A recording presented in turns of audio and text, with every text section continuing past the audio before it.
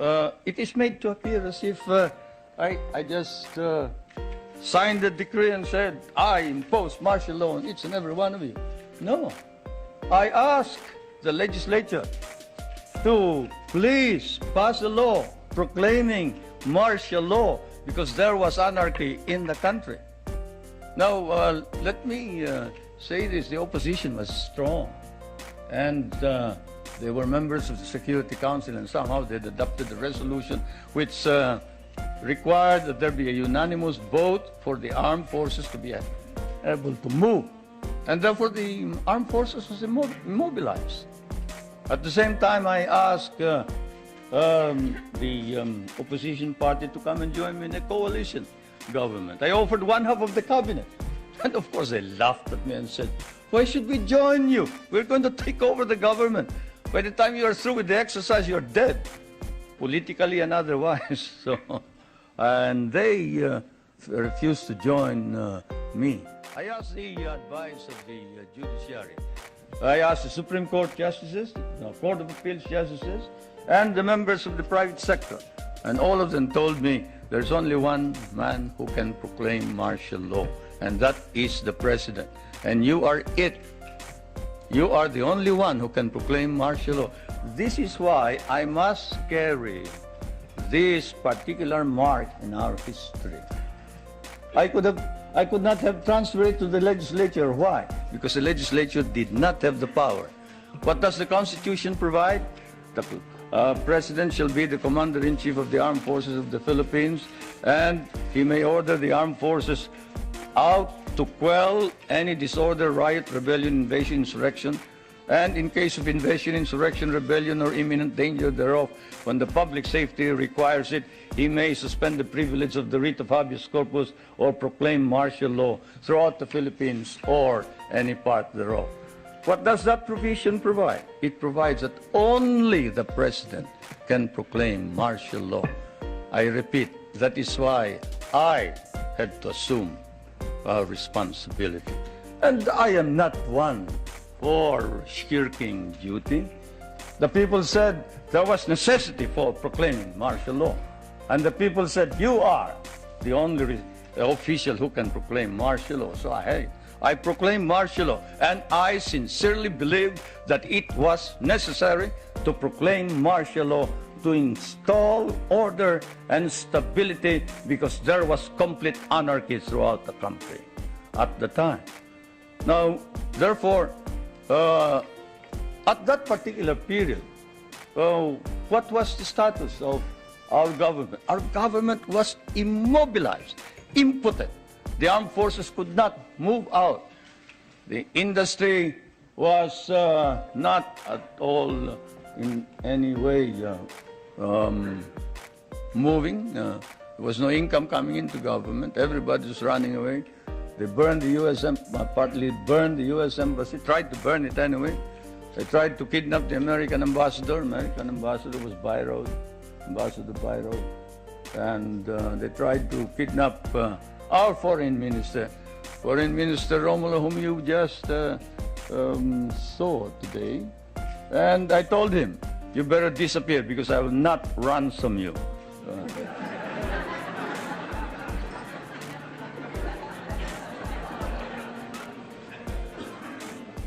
But whatever it is, they burned the Manila International Airport, they bombed the Supreme Court, they bombed the Constitutional Convention, they bombed the City Hall, they burned part of Malacañang Palace, they attempted to kidnap my children, they attempted to kill the President 8 times.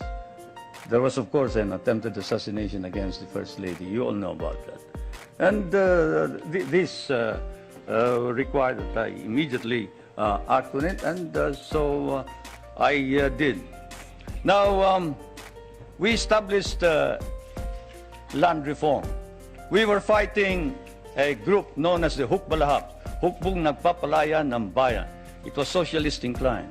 It was leftist. But they were friends of mine because we had fought in the Second World War together. And so I approached them and I said, look, I'm going to establish land reform. If you're fighting for land reform against the feudalistic agrarian system, then you must join me. And they did. I want to introduce to you the leader of that rebellion, who is now present and is a part of the government, Mr. Luis Taruc.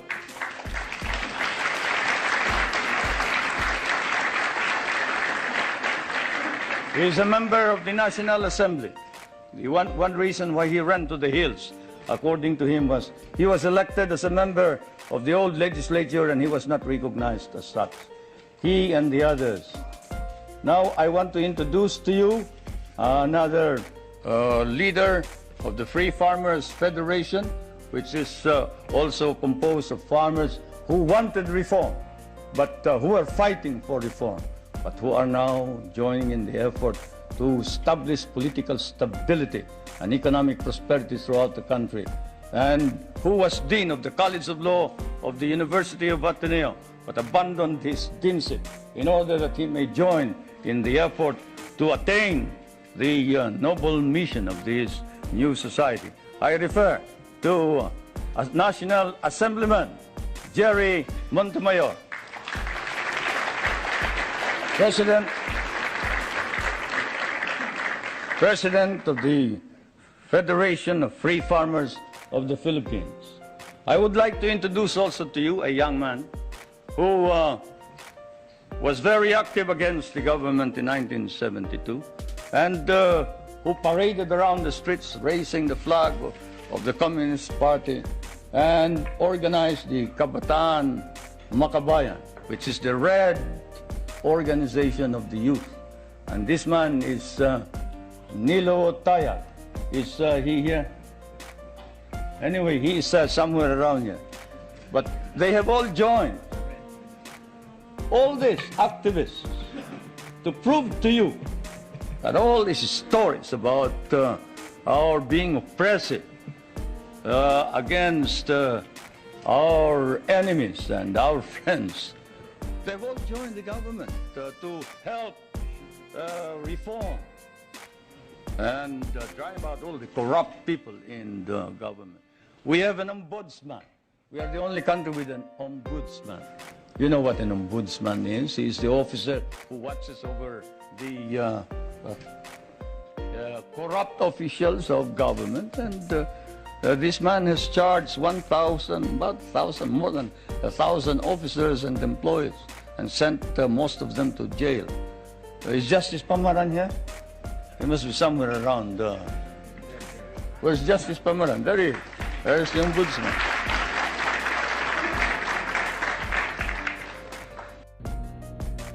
And so as I now sign this proclamation in full view of our nation and the world at large, I am profoundly conscious of the tasks that remain, hoping that we shall not lose the momentum of our achievements so that those who shall come after us may carry the quest of a greater, a brighter world, a new society. I pray now, and I ask you to pray with me, as I prayed 8 years ago, that I am doing, that we are doing the right thing by our people. For the end of martial law does not mean the end of our efforts, of our needed reforms, of our struggles, of our sacrifices. The passing of the martial necessity does not carry with it the passing of all the burdens, especially the heavy ones.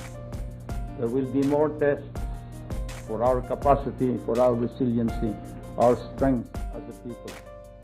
Together we must pass these tests, surmount all crises. And so, as I have said, I sign in your presence proclaiming the termination of the state of martial law throughout the Philippines. I say, we have just begun.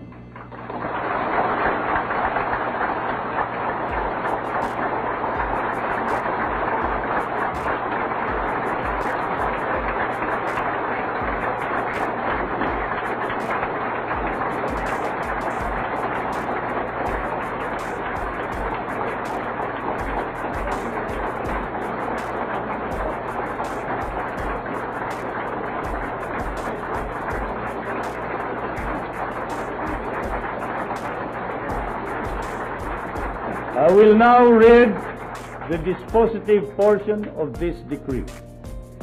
Now therefore, I, Ferdinand E. Marcos, President, Prime Minister of the Philippines, by virtue of the powers vested in me by the Constitution, do hereby revoke Proclamation 1081, proclaiming a state of martial law in the Philippines, and Proclamation number 1104, dated January 17, 1973, declaring the continuation of martial law, and proclaim the termination of the state of martial law throughout the Philippines, provided that the call to the armed forces of the Philippines to prevent or suppress lawless violence, insurrection, rebellion, and subversion shall continue to be in force and effect, and provided that in the 2 autonomous regions in Mindanao, upon the request of the residents thereof,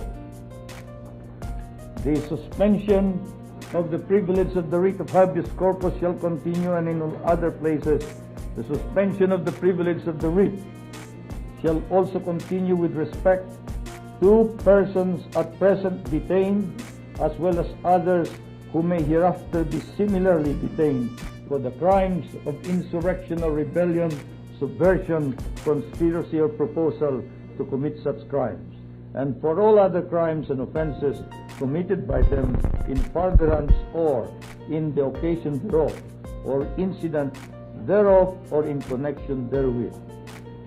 General Order number 8 is also hereby revoked, and the military tribunals created pursuant thereto are hereby dissolved. Pursuant to Article 17, Section 2, Paragraph 2 of the Constitution, all proclamations, orders, decrees, instructions, acts promulgated, issued and done by the incumbent President constitute part of the law of the land and shall remain valid, legal, binding, and effective even after the lifting of martial law, unless modified, revoked, superseded, or altered by subsequent proclamations, orders, decrees, instructions, or other acts of the incumbent President, or unless expressly and explicitly modified or repealed by the National Assembly or the Batasan Pambansa. In witness hereof, I have set my hand and caused the seal of the Republic to be affixed on the 17th day of January 1981. Thank you.